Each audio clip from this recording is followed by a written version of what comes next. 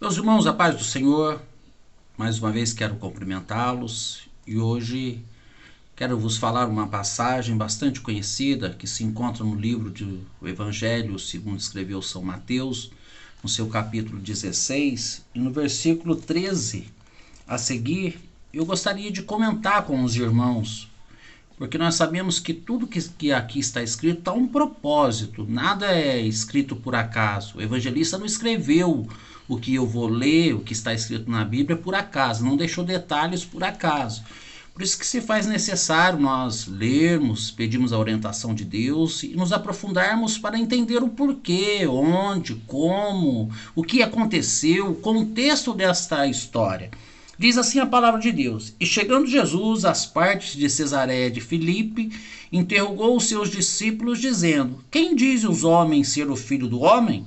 E eles disseram: uns João Batista, outros Elias e outros Jeremias ou um dos profetas. Disse-lhe ele: E vós, quem dizeis que eu sou?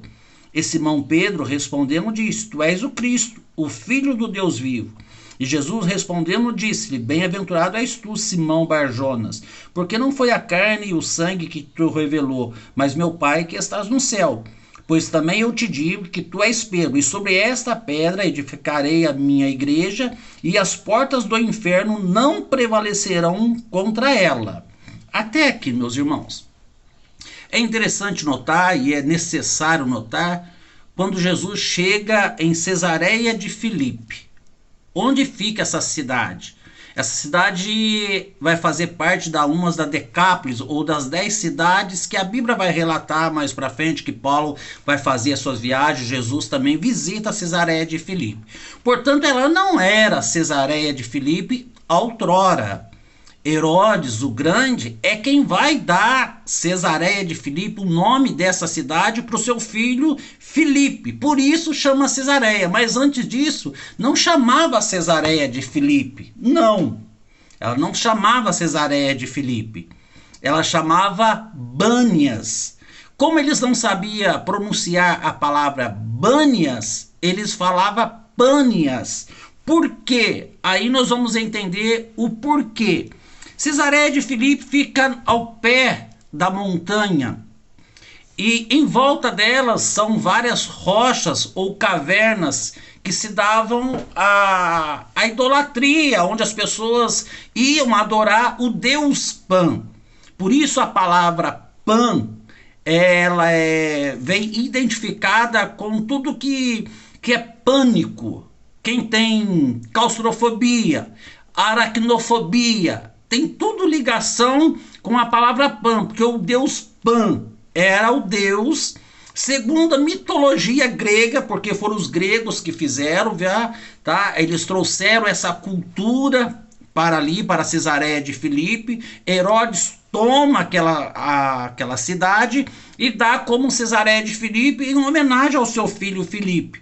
Só que nessa região aonde Jesus para perguntar, quem predominava, quem mandava, quem comandava os corações das pessoas, dos comerciantes, dos moços, das moças, dos homens, das mulheres, era segundo a mitologia, aquilo que eles acreditavam que trazia da mitologia grega o deus Pan. Irmão Elias, quem é o deus Pan? Eu vou lhe explicar. O deus Pan, segundo a mitologia grega, e você pode estudar e deve estudar, é o deus Zeus que teve um relacionamento com uma cabra e deu-se então o deus Pan, metade homem, metade cabra, ou seja, metade cabra e metade a face de um homem com um chifre de bode. É isso que é o deus Pan. Se você procurar uma figura do deus Pan, vai te aparecer. E algumas figuras são meio fortes para se ver. Então procura amenizar um pouco a figura, dependendo para quem você vai mostrar ou se você deseja ver. Mas é o deus que, segundo a mitologia, tem um relacionamento com uma cabra, e isso vai dar a zoofilia, a qual Deus condena a relação com o animal, mas ali era a cultura grega e eles acreditavam que este deus Pan. E para eles, este deus Pan era o que cuidava dos pastores, dos rebanhos, era o Deus que protegia, mas ao mesmo tempo era um Deus que causava pânico, por isso é o Deus Pan, e por isso a palavra vem Bânias dessa cidade, mas como eles não conseguiam, ficava Pânias. Depois Herodes o Grande toma essa cidade, reforma ela da maneira que quer e dá-se então Cesareia de Filipe. Mas o ponto que eu quero chegar é quando Jesus chega em Cesareia de Filipe e vê que quem comanda aquela cidade, as pessoas que estão morando, residindo nessa cidade, vive um tormento na qual, segundo a mitologia, as moças, as donzelas, não podiam sair à noite, ao entardecer, segundo elas, porque esse deus Pan era maléfico, não era um deus bom, ainda que ele guardava, segundo a mitologia, era o guardador dos pastores e dos rebanhos. Ele abusava sexualmente das moças, das donzelas, então isso causava pânico nas pessoas, isso causava um pânico tremendo, da onde se origina a palavra pânico. A palavra pânico é diferente de medo. Medo é uma coisa, pânico é outra. É completamente diferente. Então, pânico vem desse deus Pan, que, segundo a mitologia grega, operava nessa passagem na qual Jesus vai fazer a sua enquete com os discípulos. E ele vai dizer, quem diz os homens ser o filho do homem? Ou quem diz os homens ser eu? Aí eles disseram, ó, uns dizem que o Senhor é João Batista, outros Elias, outros Jeremias, outros um dos profetas. E Jesus disse, bem, tudo bem, eles sim, eles dizem isso. E vocês que estão comigo? E vocês que andam comigo? Quem vocês dizem que eu sou? Então Pedro, que era 880, toma a palavra, e não por ele, porque isso foi revelação de Deus, diz, tu és o Cristo, o Filho do Deus vivo. E Jesus vai responder, Jesus respondendo disse, bem-aventurado és tu, Simão Barjonas, porque não te foi revelado, não foi a carne nem o sangue que te revelou, mas meu Pai que estás no céu. Então esta revelação, quando ele faz essa pergunta, ele está dizendo, quem comanda esta região é o Deus Pan, é o Deus do pânico. Mas eu estou mostrando que existe só um Deus. E essa revelação, Pedro, que tu teves, que quando Pedro vai dizer, tu és o Cristo, o Filho do Deus vivo, não é um filho da mitologia de um Deus, Zeus, que teve relação sexual com uma cabra, na qual se dá o Deus Pan. É isso que Jesus está trazendo nessa ênfase da história, nessa ênfase dessa passagem de Mateus 16. Porque toda a história, toda a Bíblia, a história que está contada, está inserida por trás dela uma outra história, um outro contexto que nós deixamos passar desapercebido. Por isso eu vos chamo a atenção. E quando Jesus disse, pois eu também te digo que tu és Pedro, e sobre esta pedra edificarei a minha igreja, e as portas do inferno não prevalecerão contra ela. Ou seja, as potestades, a malignidade do inimigo, do diabo, do adversário, que causava pânico às pessoas, que causava medo às pessoas, não vai prevalecer mais contra ela, porque eu sou Cristo, eu sou o Filho de Deus. E ele vai dizer para Pedro, olha, tu és bem-aventurado, mas não te glorias disso, porque não foi você que revelou, foi o meu Pai que te deu essa revelação, senão você não conseguiria ver, Pedro.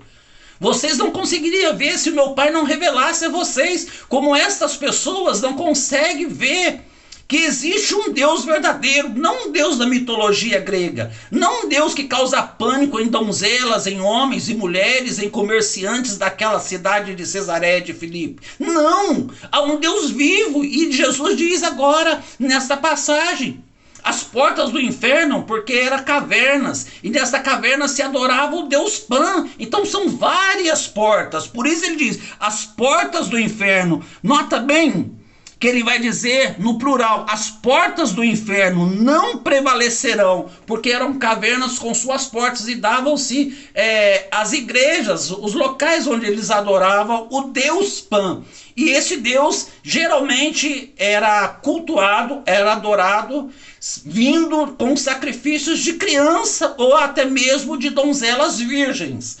Então, imagine bem uma sociedade presa nessa mitologia, e você sabe que toda crença, dependendo da situação, ela aprisiona, ela consegue aprisionar pessoas, trazendo medo, pânico, essas pessoas de fazerem certas coisas porque acreditam que realmente é. Um exemplo clássico que eu vou te dar, e talvez hoje já não seja tanto, mas uns anos atrás aí, as pessoas tinham muito medo de gato preto, passar debaixo das escadas, sexta-feira 13, são o quê? Mitologias que vêm trazendo, crenças que vêm trazendo na nossa mente, nós vamos crescendo e muitas pessoas se deixam levar e causam um pânico. É isso aqui que aconteceu em Cesareia de Filipe. Mas assim como Jesus, como Deus se revelou a Pedro quem era realmente o Deus que governa todo o universo, ele está te revelando hoje.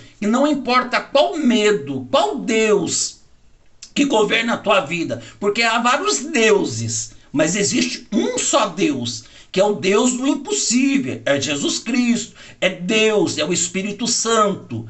Então é Deus Pai, Deus Filho, Deus Espírito Santo, os três em uma essência só. Mas há vários deuses, com D minúsculo, que governam vidas, que amedrontam vidas, que aprisionam vidas. E eu não sei qual delas este Deus está aprisionando a tua vida, mas eu estou aqui.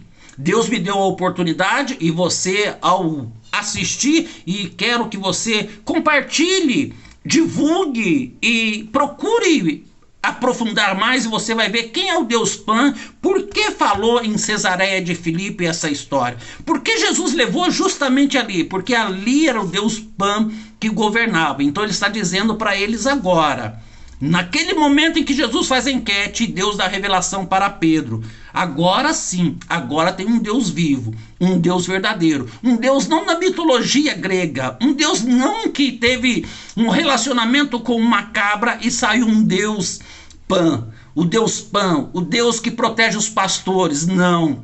A palavra de Deus nos diz, o Salmo 23, o Senhor Deus é meu pastor, nada me faltará. É Deus que guia a nossa vida, é Deus que nos guarda, é Deus que nos transforma, é Deus que nos dá vida, nos dá graça, nos dá vida e vida com abundância.